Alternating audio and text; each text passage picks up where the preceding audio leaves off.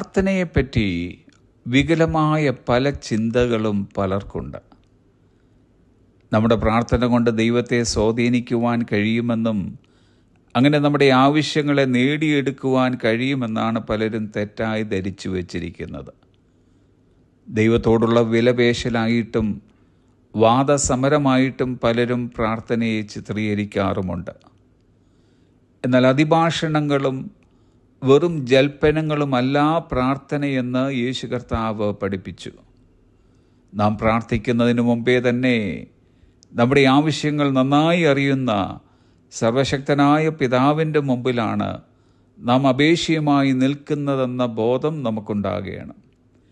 ഇവിടെ ആവശ്യം അതിഭാഷണത്തെക്കാൾ ദൈവത്തിൻ്റെ പരമോന്നതമായ ഹിതത്തിന് സ്വയം വഴങ്ങുവാനും സമർപ്പിക്കുവാനുമുള്ള സന്നദ്ധത ഉണ്ടാവുക എന്നതാണ്.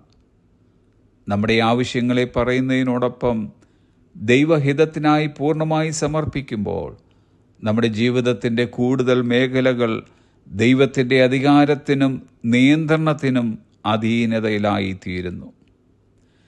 നമ്മുടെ നിയന്ത്രണത്തിനതീതമായ സംഗതികൾ ജീവിതത്തിൽ ഉണ്ടാകുമ്പോൾ, നാം പ്രാർത്ഥനയിലൂടെ ദൈവത്തിൻ്റെ അടുക്കിലേക്ക് വരുമ്പോൾ, പ്രതികൂലങ്ങളിൽ നിന്ന് നമ്മെ രക്ഷിക്കുവാൻ മാത്രമായി അല്ല ഈ ദൈവം എഴുന്നേൽക്കുന്നത്, പിന്നെയോ ദിനംതോറുമുള്ള നമ്മുടെ ജീവിതത്തിൽ നമ്മുടെ സന്തത സഹചാരിയായും ഒരു നല്ല സുഹൃത്തു കൂടിയായും ഈ ദൈവം മാറുന്നു. ഏതെങ്കിലും ഒരു സാഹചര്യത്തിൽ നിന്നുള്ള ഒളിച്ചോട്ടമോ രക്ഷപ്പെടലോ അല്ല പ്രാർത്ഥന. പ്രത്യുത പ്രതികൂല സാഹചര്യങ്ങളോട് ഏറ്റുമുട്ടുവാനുള്ള മാർഗമാണ്. പ്രാർത്ഥന ഒരു ശക്തിയാണ്.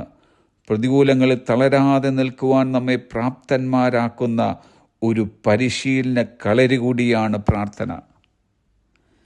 ഗെത്സമനയിലെ തീവ്രമായ നിമിഷങ്ങളിൽ യേശു കർത്താവ് പ്രാർത്ഥിച്ചവസാനിപ്പിച്ചത്, എങ്കിലും എൻ്റെ ഇഷ്ടമല്ല നിൻ്റെ ഇഷ്ടം തന്നെയാകട്ടെ എന്നായിരുന്നു. നാം ദൈവത്തോട് ചോദിക്കുന്നതെല്ലാം നേടിയെടുക്കുവാനുള്ള പരിശ്രമമായി പ്രാർത്ഥനയെ കാണാതെ ഏതു സാഹചര്യങ്ങളെ നേരിടുവാനുള്ള ശക്തിക്കായും ദൈവത്തിൻ്റെ നടത്തിപ്പിനായിട്ട് മാത്രമേ നാം പ്രാർത്ഥിക്കേണ്ടിയത്.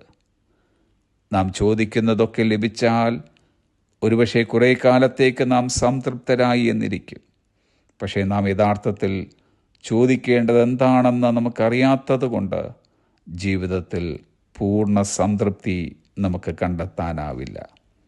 അതുകൊണ്ട് ദൈവത്തോട് നമുക്ക് ഇങ്ങനെ പ്രാർത്ഥിക്കാം: oh my father, not my will but thy will. എൻ്റെ പിതാവേ, എൻ്റെ ഇഷ്ടമല്ല അങ്ങയുടെ ഇഷ്ടം തന്നെയാകട്ടെ. ആമേൻ. Have a blessed day.